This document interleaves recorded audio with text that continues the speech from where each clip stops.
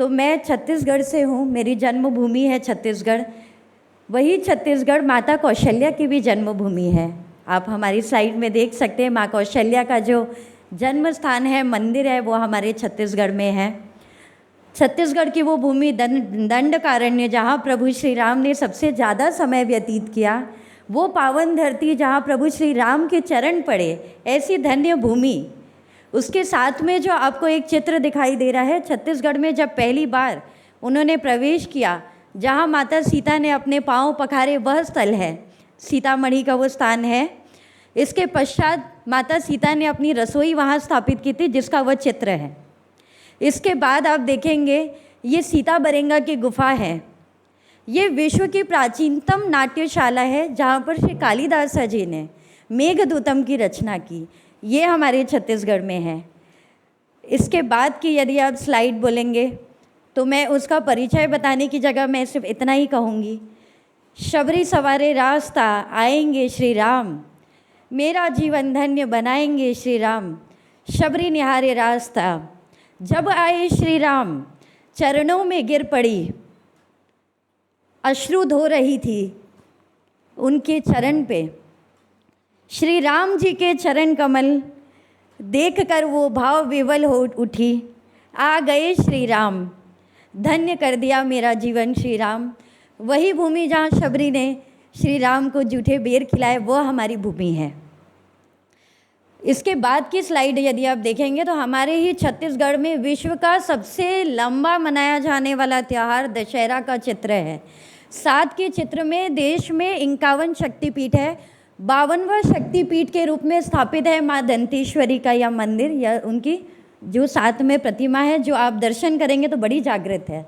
मैं तो हमेशा अनुभव करती हूँ और अपने आप को समर्पित करती हूँ। इसके बाद की पिक्चर आप देखेंगे ढोलकल गणेश। आप कभी सर्च कीजिएगा, क्योंकि मैं परिचय यदि देते जाऊं तो मुझे ऐसा लगता है कि हिंदू जन जागृति समिति द्वारा 1 घंटे का अगर समय भी दिया जाए तो भी मैं अपनी मातृभूमि को की व्याख्या के लिए वो समय मुझे कम पड़ेगा। साथ में है नायग्रा फॉल्स ऑफ एशिया कहे जाने वाला बस्तर का चित्रकूट वाटरफॉल्स। हमारे ही छत्तीसगढ़ में एशिया का बिगेस्ट स्टील प्लांट है। तो इतना परिचय मुझे काफ़ी है। मुझे ऐसा लगता है कि अब आप जब भी मुझसे अगली बार मिलेंगे या किसी भी छत्तीसगढ़ के व्यक्ति से मिलेंगे तो आप ये नहीं कहेंगे कि नक्सलवाद ना, जैसा कि हर कोई कहता है।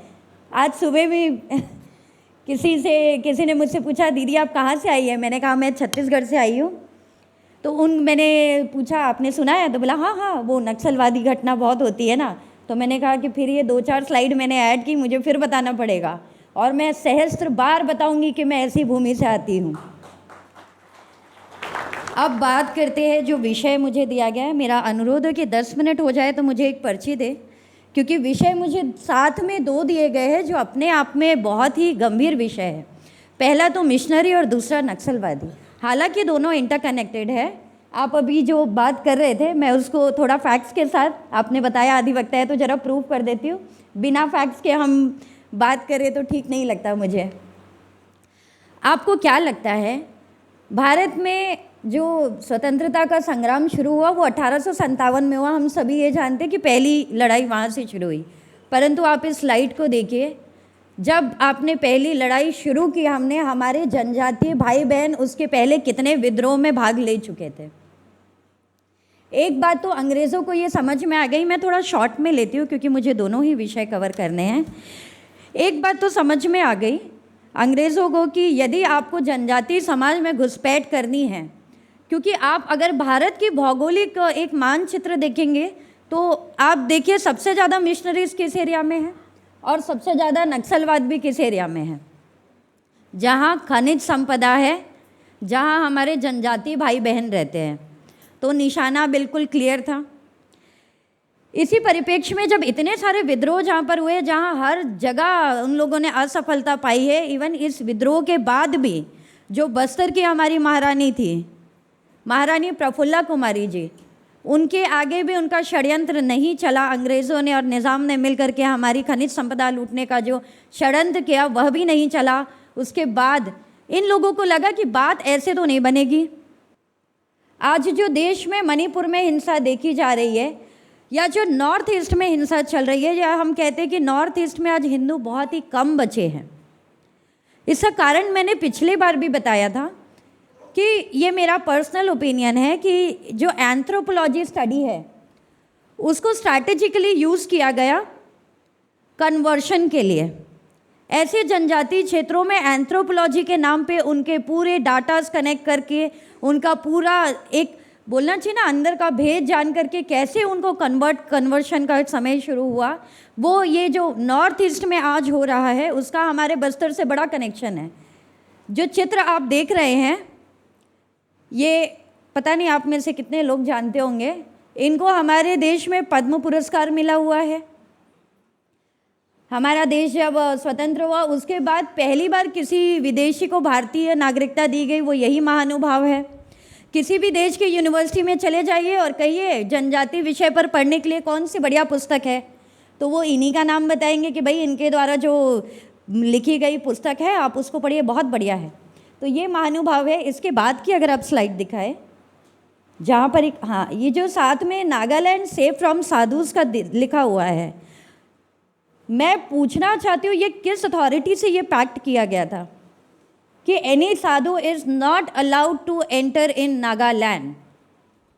आज क्या स्थिति है हम सभी जानते हैं, और यही कॉमन बात है बस्तर और नागल या नॉर्थ ईस्ट का कोई भी क्षेत्र ले लीजिए कि कैसे ये व्यक्ति जिन्हें पद्म पुरस्कार दिया गया, ये 1920s के आसपास एज अ मिशनरी भारत में इन्होंने एंटर किया। सबसे पहले ये मध्य क्षेत्र में आए, वहाँ पर पे इन्होंने पूरा रिसर्च करके, एंथ्रोपोलॉजी रिसर्च करके, मुझे तो लगता है सबसे बड़ी मदद इन्होंने मिशनरीज़ की कि भाई आप जिनसे लड़ नहीं सकते उनको आप कैसे कन्वर्ट करेंगे, आपको तो खनिज संपदा चाहिए। एक बहुत फेमस सेइंग है ना, when the missionaries entered they gave Bibles in the hand of tribals and asked them to pray. When the tribals open their eyes they had Bible in their hands and missionaries grab all their lands. इसका example अगर मैं देखूँ तो आप तालियां मत बजाइए, इसकी गंभीरता को समझिए। उसके बाजू का चित्र देखिए, ये मैं अभी रिसेंट का एग्जाम्पल दे रही हूँ। ये क्लीमेंट लकड़ा जी है। आपको पता है छत्तीसगढ़ में एशिया का सबसे बड़ा चर्च है? कितने लोगों को पता है? छत्तीसगढ़ के लोगों को छोड़ दिया जाए तो नॉर्थ छत्तीसगढ़ के जशपुर जिले में कुनकुरी नाम की जगह है, वहाँ पर एशिया का सबसे बड़ा चर्च है। उसी क्षेत्र से बिलोंग करते ये क्लीमेंट लकड़ा जी। इनके पिताजी को अन्य जो उनके पूर्वजे थे उनकी तरह साम दाम दंड भेद जैसा वो इस्तेमाल करते हैं, डरा करके, धमका करके, लालच से, छल से। इसी तरह इनके पिताजी की भी, जो इनके पिताजी की माता जी की जब मृत्यु हुई तो उसको डरा करके उसको बोला कि तुम प्रेयर करो, तुम कन्वर्ट हो जाओ। उसके बाद इसके पिताजी की 10 एकड़ की भूमि उन लोगों ने हथिया ली। बाद में जब आंखें खुली, जब षड्यंत्र का समझ में आया तो हाथ में ज़मीन तो थी नहीं, लेकिन जब षड्यंत्र समझ में आया तो लगा कि वापस हम अपने मूल की ओर जाए। तो उसी ज़मीन में उनके सरना थे, सरना यानी उनके आराध्य देव। अब भाई ये तो जीवन का मिशन बन गया कि इस ज़मीन को हमको वापस लेना है। कोर्ट में लड़ाई शुरू हुई। पिताजी की लड़ते लड़ते 2000 में मृत्यु हो गई। अब वो बेटा ने लड़ाई शुरू की आगे। लड़ने के बाद परिणाम इनके पक्ष में आया। उसके बाद भी ज़मीन इनको नहीं मिली, वो 10 एकड़ की ज़मीन, क्योंकि इसके बाद शुरू हुआ दूसरा षड्यंत्र। ज़मीन वापस देने की बजाय उनके साथ प्रताड़ना शुरू हुई, हैरेसमेंट शुरू हुई। तो एक बार आपके चंगुल से आप उनके चंगुल से निकल भी जाए तो आपने जो खो दिया वो आप नहीं पा सकते। इतना बड़ा इनका नेटवर्क है। आप जो कन्वर्शंस की बात कर रहे थे, संत जी आपको बता रहे थे हम लोगों को कि किस तरीके से एक षड्यंत्र के तहत ये बताया जाता है कि आप हिंदू नहीं है। ऐसी षड्यंत्र हमारे जनजातीय समुदाय के साथ भी चल रहा है। छत्तीसगढ़ से हमारे संत जी है, वो जानते हैं, या सभी जगह जानते हैं कि बताया जाता है कि आदिवासी हिंदू नहीं है।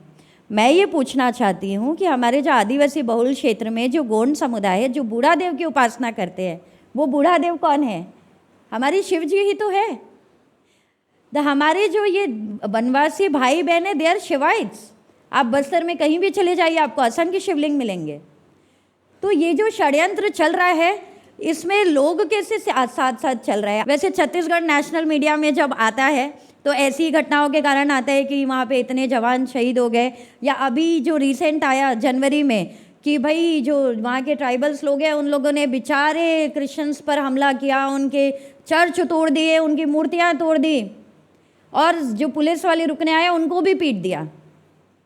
आपने ये नहीं दिखाया कहीं भी कि उन लोगों ने ऐसा क्यों किया। उसके बाद आप देख सकते हैं, ये स्लाइड हो सकता है तो मैं आप सभी को प्रोवाइड करा दूंगी, कि कैसे मीडिया में जितने भी है, पूरे इंटरनेशनल मीडिया में इस खबर को लिया गया कि छत्तीसगढ़ के नारायणपुर में क्रिश्चियंस पे देखिए कितना अत्याचार हो रहा है। दिल्ली में इतने सारे संगठन खड़े हो गए जंतर मंतर पे विरोध प्रदर्शन करने के लिए, उसमें पता नहीं कौन कौन, प्रमुखता से तो जॉन दयाल जो हर जगह होते हैं, जो इकोसिस्टम की बात कर रहे थे। लेकिन बैकग्राउंड में कोई नहीं बता रहा है क्या हुआ था। तो बैकग्राउंड में ये था कि हर गांव में जा जाके ये लोग लोगों से कन्वर्शन कर रहे थे। कुछ वीडियोस वायरल हुए कि भाई इनको पैसे का लालच दे रहे हैं, इनको नौकरी का लालच दिया जा रहा है, इनको ये तक लालच दिया गया कि आपके परिवार में अगर कोई मर गया तो हम उनको प्रार्थना करके जिंदा कर सकते हैं। आप हमारे वनवासी भाई बहनों के साथ इतना बड़ा खिलवाड़, इतना बड़ा छल कर रहे हैं। जब इसके खिलाफ ये खबर आग की तरह फैल गई तो हमारे जो वनवासी भाई बहन हैं उन लोगों ने पुलिस से शिकायत की, प्रशासन से शिकायत की, सबसे शिकायत की। जब कोई खुद ही मोर्चा उठाया कि अब हम इसका विरोध करेंगे। देखिए क्या होता है जब कन्वर्शन होता है ना, तो समस्या कहाँ से उत्पन्न हुई। एक घटना मैं आपको छोटी सी बताती हूँ। एक महिला की मृत्यु हुई, तो अब जो परिवार है वो तो चाहता था, क्योंकि कन्वर्ट हो गया था मिशनरीज के इन्फ्लुएंस में आकर के, वो क्रिश्चियन हो गए। उनको अब जब मृत्यु हो गई तो दफनाना का वो आया, तो गांव वालों ने विरोध किया कि भाई आप तो अब जो है नहीं कर सकते, आप तो हमसे अलग हो गए हैं। यहाँ से विवाद शुरू हुआ जो लड़ाई का रूप लिया। किसी भी घटना के पीछे कितनी बड़ी एक सीरीज होती है वो किसी ने नहीं देखी। इस विवाद के बाद जब इन लोगों को लगा कि अब जनजातीय समाज हमारे विरुद्ध खड़ा हो रहा है, तो एक षड्यंत्र किया गया कि 18 नवंबर, अगर आप आगे की स्लाइड में दिखाए, पहले आप देखिए कि धरना प्रदर्शन दिखा रहे हैं कि Christians are, Adivasi Christians are sitting in a dharna, कि वी आर बॉयकॉट हो रहा है, हमारे खिलाफ हिंसा हो रही है। और बाजू में एक है फैक्ट फाइंडिंग रिपोर्ट। छत्तीसगढ़ बचाओ आंदोलन नाम की एक संस्था है, इसके द्वारा एक फैक्ट फाइंडिंग रिपोर्ट की गई जिसका टाइटल दिया गया a brief report on the atrocities on Christians, Adivasi Christians. जो रोको टोको और ठोको अभियान, ये जो हिंदू समाज या सर्व जनजाति समाज द्वारा चलाया जा रहा था, इस रिपोर्ट में पूरा उसमें दिया हुआ है। इसको छत्तीसगढ़ बचाओ आंदोलन की तरफ से एक रिपोर्ट बनाई गई। भाई उसमें कुछ लोगों के टेस्टिमोनियल्स दे दिए गए। लोग कौन से, भाई आप हम बनाएंगे तो हम तो बड़े ईमानदार लोग हैं, हम तो जा जाके विक्टिम्स खोज के बनाएंगे। वहाँ आप ईमानदारी की अपेक्षा मत कीजिए। ये बिल्कुल स्पष्ट है। रिपोर्ट में कुछ लोगों के टेस्टिमोनियल्स दिए गए, बताया गया हाय कितने पीड़ित है, हाय इनका कितना दमन हो रहा है। संविधान का तो सबसे ज़्यादा उल्लंघन यही हो गया कि इनको अपनी आस्था के विरुद्ध काम, मतलब इनके साथ अत्याचार किया जा रहा है। अब इस रिपोर्ट में जो लोग फैक्ट फाइंडिंग टीम में है, एक नाम मैं आपको बता देती हूँ, रेड में मैंने घेरा किया है, वो है शालिनी गेरा। ओपनली नाम इसलिए ले रही हूँ कि नक्सल क्षेत्र में अगर आप जाएंगे तो नक्सलियों की जो केसेस लड़ते हैं, जगदलपुर लीगल एड ग्रुप, उसको ये बहन जी चलाती है। छत्तीसगढ़ में पत्थलगढ़ी का जो आंदोलन होता है, जहाँ पर ये दिखाया जाता है कि हम आदिवासी हैं, हम हिंदू नहीं हैं, तो हमारे गांव में जो कोई प्रवेश जो है वो नहीं करेगा, वो हमसे आज्ञा लेकर ही करेगा। उस आंदोलन में ये शालिनी गेरा। याकूब मेमन की फांसी के खिलाफ अफजल गुरु के लिए जो पत्र लिखे गए, CA NRC, उसके बाद शाहीन बाग आंदोलन, आप जितने भी देख लीजिए आपको ये नाम कॉमन मिलेगा, और भी नाम है, बहुत से नाम है। इसके बाद इस रिपोर्ट में रिकमेंडेशन क्या दी गई, भाई दोनों पक्षों को बिठा करके बातचीत की जाए और बीच का एक रास्ता निकाला जाए। क्यों निकाला जाए? आप हमारी ज़मीन में ज़बरदस्ती घुस आए, आप हमारे लोगों के साथ अत्याचार कर रहे हैं, उसके बाद आप हमको सेम टेबल पे बैठने को बोल रहे हैं कि हम कुछ समझौता करें। इस तरीके से ये पूरा एक षड्यंत्र चलता जा रहा है। तो ये एक छोटी सी घटना से मैंने आपको बताया। तो नारायणपुर की जो घटना हुई, जहाँ पर आदिवासियों ने चर्च और इस पर हमला किया, उसके बाद बड़ा मज़ेदार है कि अगले हफ्ते पहुँच गई वृंदा करात जी। वृंदा करात जी आई, सीएम से मिली, भाई कितना अत्याचार हो रहा है आपके राज में, ये देखिए संविधान का उल्लंघन हो रहा है, इन लोगों को अपनी आस्था, इन लोगों को पूजा पाठ नहीं करने दिया जा रहा है, भाई प्रार्थना नहीं करने दिए जा रहे हैं, इनके ऊपर अत्याचार हो रहा है। मैं ये सब इसलिए बता रही हूँ कि हमने क्या किया ये हमको सोचना पड़ेगा। इस इकोसिस्टम के एग्जाम्पल से मैं बता रही हूँ, वृंदा करात के जाने के बाद कितने नेशनल इंटरनेशनल आर्टिकल्स आ गए। तो इस नेक्सस से हमारी लड़ाई है और हमारे जनजातीय भाई बहन अकेले लड़ रहे हैं।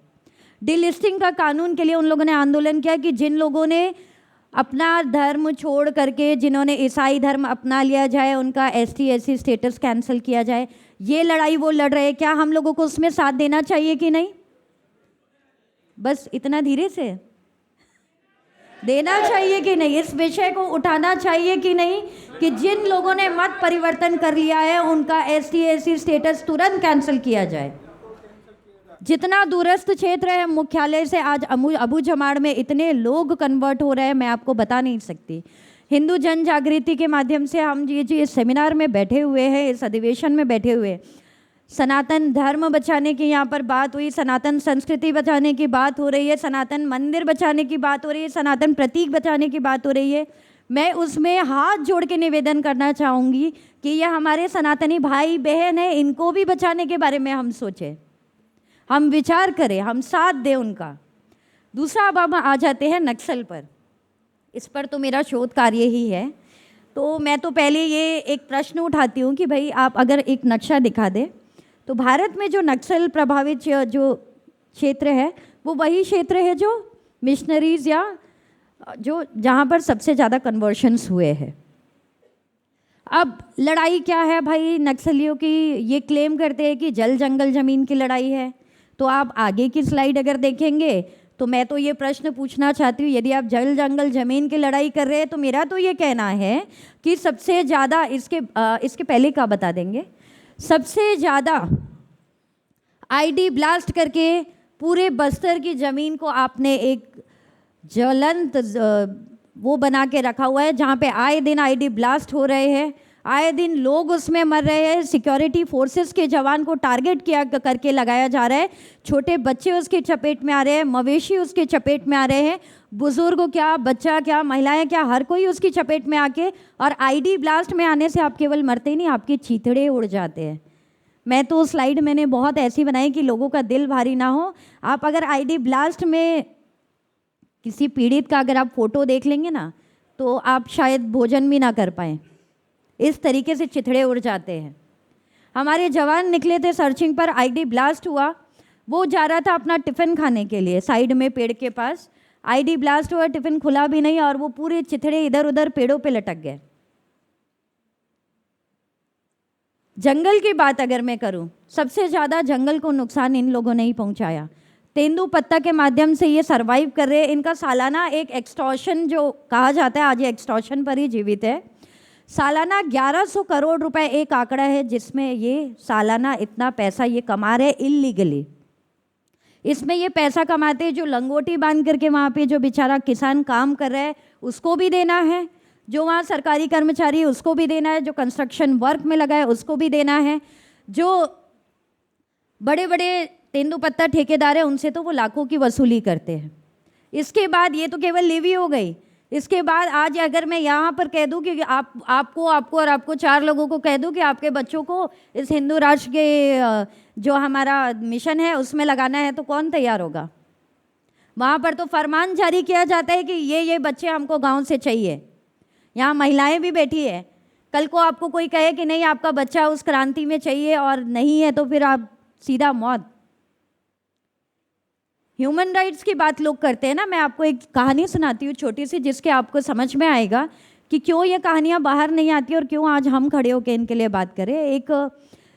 ऐसा ही एक फरमान जारी हुआ कि इस लड़की को हम अपने साथ लेकर जाएंगे। वो महिला जीवित है, कोई चाहे तो उससे जाकर मिल भी सकता है। मैं अभी 15 दिन पहले फिर से मिलकर आई उससे।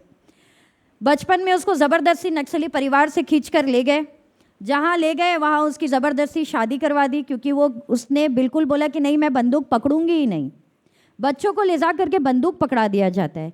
जब उसने कह दिया कि मैं बंदूक नहीं पकड़ूंगी तो एक उनके ही संगठन के व्यक्ति से उसकी शादी करा दी। उसके बाद उसने इसी को अपना जीवन मान लिया।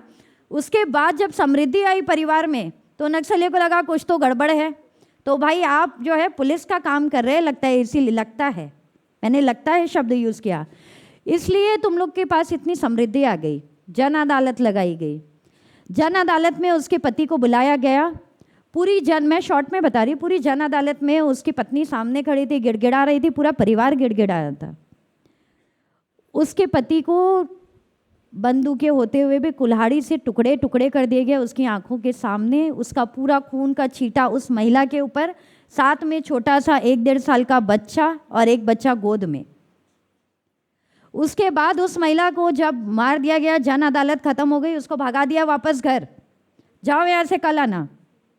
अगले दिन जब वो गई, एक चादर में अपने पति का पूरा शव उसने इकट्ठा किया और उसको वहाँ दफनाने की क्रिया होती है वो किया गया। उसके बाद नक्सली फिर आए। अगर पुलिस में शिकायत की ना तो फिर देख लेना। इसने थोड़ी हिम्मत दिखाई, बोली नहीं मैं तो करूँगी। अगले दिन फिर दोबारा आए, घर से जितना अनाज, पैसा, राशन, मवेशी सब उठा के ले गए। इवन उस महिला ने जो साड़ी पहनी थी वो तक महिला नक्सलियाँ खींच के ले गए। कुछ बचा नहीं पास में। अंत में वो बाहर आई उस गांव से। जब बाहर आई, जब उसने सोचा कि नहीं अब तो मैं शिकायत करके रहूँगी, पुलिस के पास गई। मैं एक विडंबना बता रही हूँ आपकी कि किस भय में वो, किस पीड़ा में जी रहे हैं कि पुलिस के पास जब शिकायत लिखाने गई तो पुलिस ने बोला कि भाई शव चाहिए, पोस्टमार्टम रिपोर्ट होगा तभी तो पूरा होगा। वापस गए गांव में कुछ लोगों के साथ, उस कब्र में से निकाली अपने पति की अस्थियां, लेकर के गए बताने के लिए कि यही है भाई करके। आगे की तो मुझे ऐसा लगता है मैं बताऊं तो शायद मैं आगे बात भी नहीं कर पाऊं। इस प्रकार वो आज भी जीवित है, केवल सिर्फ इसलिए, मुझे हर बार बोलती दीदी मेरे बच्चे हैं इसलिए मैं जीवित हूँ। ऐसी एक और महिला है, ऐसी जन अदालत में मार दिया गया, भगा दिया वहाँ से। अगले दिन बताया गांव वालों ने कि उनके जिन 3 लोगों को मारा गया उसके खून को इकट्ठा किया गया एक डब्बे में और नक्सल स्मारक को उस खून से रंगा गया ताकि कोई गांव वाला हिम्मत ना करे कि आवाज़ उठाई जा सके। इस परिस्थिति में वहाँ के लोग रह रहे हैं। बच्चों को ज़बरदस्ती वहाँ पे नक्सलवादी बनाया दिया जा रहा है। समय कम है। आप जितने भी सरेंडर्ड नक्सल से मिलेंगे सब बचपन में जुड़े हुए। बचपन में आदमी क्या क्रांति की सोचेगा? कोई बच्चा 9-10 साल का कोई क्रांति सोच सकता है? जितने भी टॉप कैडर्स है उनमें से कोई भी बस्तर का नहीं है। टॉप कैडर सीसी मेंबर्स, लोगों को लगता है कि जो बंदूक लेकर घूम रहे हैं वही नक्सलवादी है। आई एम वेरी सॉरी, नक्सलवादी वो है जो उनका सपोर्ट करके कोर्ट में खड़े हैं, उनके लिए पुस्तकें लिख रहे हैं, उनके लिए वो फिल्में बना रहे हैं, उनके लिए वो न जाने क्या क्या कर रहे हैं। इंटरनेशनल फोरम्स में जा कर के हमारी बदनामी कर रहे हैं कि India is a black hole, Indian army rapes, Bastar is a rape capital. इस तरीके से हमारी जो फोर्सेस है, आर्म्ड कैडर्स अगर मैं बताऊं तो मुश्किल से 5-6 हज़ार है आज की स्थिति में। क्या हमारी फोर्सेस इतनी इनकेपेबल है कि उनसे लड़ ना पाए? लेकिन जब भी जीत की कगार पे पहुंचते हैं, एक सीबीआई कमीशन बैठ जाता है, एक इंक्वायरी बैठ जाती है, एक पिटीशन लग जाती है। कैसे सामना करेंगे इन विकट परिस्थितियों में? आगे की स्लाइड्स अगर आप दिखाएं, आज वास्तविक स्थिति क्या है? जी देखिए, यहाँ पे मैं बहुत इंपॉर्टेंट बता रही हूँ। पीएफआई की बात हुई। इस तरफ का जो नक्सली पर्चा है वो पीएफआई के लिए जारी किया गया कि अरे कितना अच्छा संगठन है, बेचारे जो दबे कुचले मुसलमान हैं उनके लिए हमारा समर्थन है। उसमें लिखा हुआ है, आपको मैं दे दूंगी। इस तरफ का जो पर्चा है वो यूक्रेन में जो वॉर चल रहा है उसके खिलाफ नक्सलियों ने रूस के खिलाफ जारी किया है। इसके बाद जो पर्चा है वो जम्मू कश्मीर लिबरेशन फ्रंट, इसके बाद जो नेक्स्ट स्लाइड में है उसके समर्थन में पर्चा है। अभी लेटेस्ट पर्चा भी उसमें गौरी लंकेश वाला ऊपर वाला है, और नीचे का जो पर्चा है वो जो दिल्ली में जो पहलवानों का जो प्रोटेस्ट चल रहा है उसके समर्थन का पर्चा है। किसान आंदोलन के समर्थन में पर्चा, शाहीन बाग के समर्थन में पर्चा, सीएए एनआरसी के विरोध में पर्चा। तो आप जो कह रहे थे ना कि दुश्मन एक ही है, वो उसका प्रमाण है। अब लड़ाई कैसे लड़ी जाए, हमारी क्या भूमिका हो सकती है? हमारी फोर्सेस लड़ रही है। आगे की स्लाइड्स अगर आप बताएंगे, आज बस्तर में हर स्थान में, ये और आगे की बताइए जहाँ पर रोड्स वगैरह की फ़ोटो, ये सिर्फ पुलिस का मुखबिर मार करके, विदिन 5 मिनट्स आई कंप्लीट, सिर्फ पुलिस का मुखबिर ये बता करके शक में लोगों को मार दिया जाता है। पर्चे टांग दिए जाते हैं कि सरपंच और उप सरपंच को हम मार देंगे यदि वो सरकार की कोई भी योजना यहाँ पर लाते हैं। आगे की स्लाइड अगर आप करेंगे तो ये देखेंगे कि वो बुजुर्ग एक बैठा हुआ है जो बता रहे हैं कि जिस गांव को हमने बसाया नक्सलियों ने हम ही को भगा दिया क्योंकि हम उनका विरोध करते थे। आगे की स्लाइड आप देखेंगे तो ये आज की स्थिति है कि पुलिया और रोड नक्सली बनने नहीं दे रहे, तो ऐसे वो जो लकड़ी पे टांग के ऐसे अस्पताल ले जाना पड़ता है अंदरूनी गांव से, वो डोंगी में बिठा करके बच्चे को टीका लगवाने ले जा रहे हैं। बारिश की कल्पना छोड़ दीजिए, दिस आर नॉर्मल डेज, बारिश में तो हमारे गांव कट जाते हैं। आगे की स्लाइड आप बताएंगे। Arundhati Roy operation green Hunt के खिलाफ न्यूयॉर्क में, पंजाब में, कोलकाता में कि हमारी फोर्सेस जो है भाई अंदर घुस के क्यों नक्सलियों को मार रही है, नहीं उनके लिए ये ग्रीन हंट ठीक नहीं है, अपने ही लोगों के खिलाफ इंडिया वॉर नहीं लड़ सकता। आगे की स्लाइड करेंगे। जितने भी रोड कंस्ट्रक्शन हो रहे हैं, बिजली के पोल लगाए जाते हैं, बिजली आज भी बहुत से गाँव में बिजली नहीं है जहाँ हम एसी में बैठे हैं, जहाँ हम हवाई जहाज से ट्रैवल करके आ रहे हैं, वहाँ रोड बनती है तो इस तरीके से जो वाहन है उनको जला दिया जाता है। रोड बिजली के खंभे गिरा, एक खंभा गिरा 15-16 गांव की बिजली चली जाती है। ये सारी अभी की घटनाएं हैं ना। एक जो रोड है जगरगुंडा की जो रोड का है उसको 7-8 स्थानों से काट दिया गया है। अगली स्लाइड। ये जो है ये मृतक स्मारक है वहाँ के, और बाजू में एक रोड है, उस रोड में अभी मैं अक्टूबर में गई थी। ये रानी बोदली करके एक क्षेत्र है जहाँ पर 55 पुलिस जवान मारे गए थे, तो वो जगह हम देखने जा रहे थे। ये इस तरीके से रोड को काट दिया गया, बनी हुई रोड को। उसके बाजू में जो स्मारक है, महेंद्र कर्मा जी का नाम सभी ने सुना होगा, बस्तर टाइगर। रोड के आसपास पूरे मृतक स्मारक है उन्हीं के परिवार के, जिनमें से मैक्सिमम नक्सली हिंसा में मारे गए। उसके नीचे जो है जो एसपीओ है जिन्होंने सलवा जुडुम के समय पे लड़ाई लड़ी थी नक्सलियों के खिलाफ, जिसको नक्सलियों ने सभी को चुन चुन के मारा गया जब सलवा जुडुम बंद हुआ सुप्रीम कोर्ट के आदेश के बाद। लेकिन गांव वालों ने उनको ऐसे पुतले बना करके, आगे की स्लाइड अगर आप दिखाएंगे, उनको उस रूप में जीवित रखा कि, और राखी में सारी बहनें उन पुतलों को राखी बांधने जाती है कि इस लड़ाई में हम आज भी आपके साथ हैं। ये वहाँ पे आज की सड़कें हैं। लोग कहते हैं ना सड़कें पहुँचेगी तो आदिवासी बेचारे पता नहीं कितने प्रताड़ित हो जाएंगे। ये जो सड़क, इतनी सुंदर सड़क है, ये बस्तर के आखिरी क्षेत्र की है।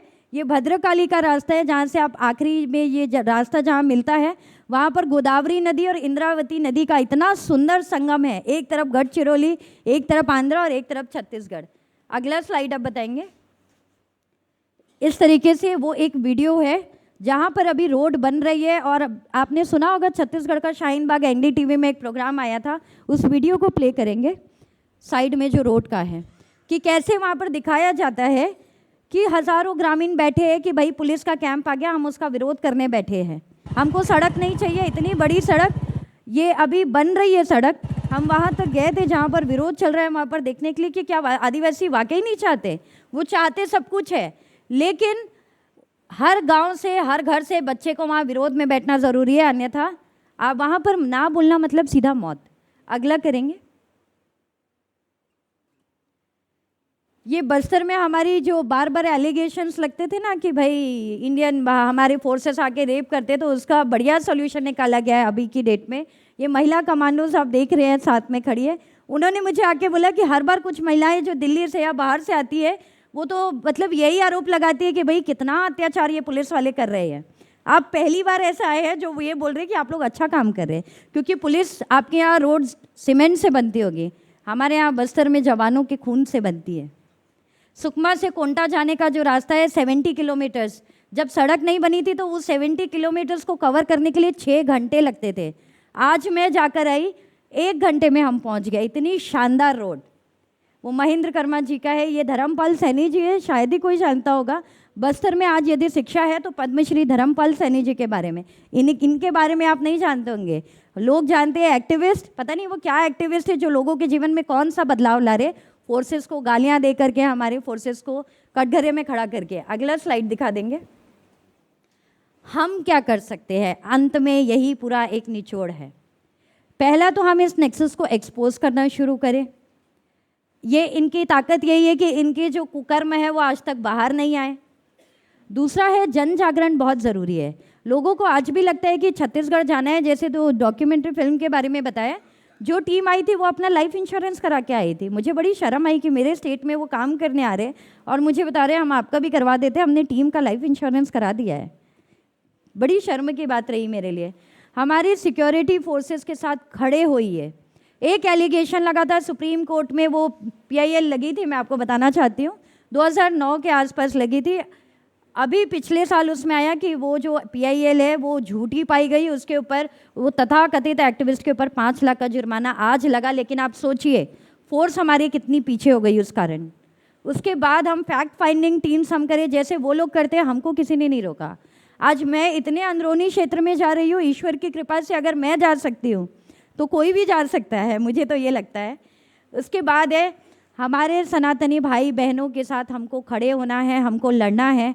लोग कहते हैं ना, बार बार हम समस्या की बात करते हैं कि किस रावण की भुजा उखाड़ूं, किस लंका में आग लगाऊं, जन जन रावण घर घर लंका, इतने राम कहाँ से लाऊं।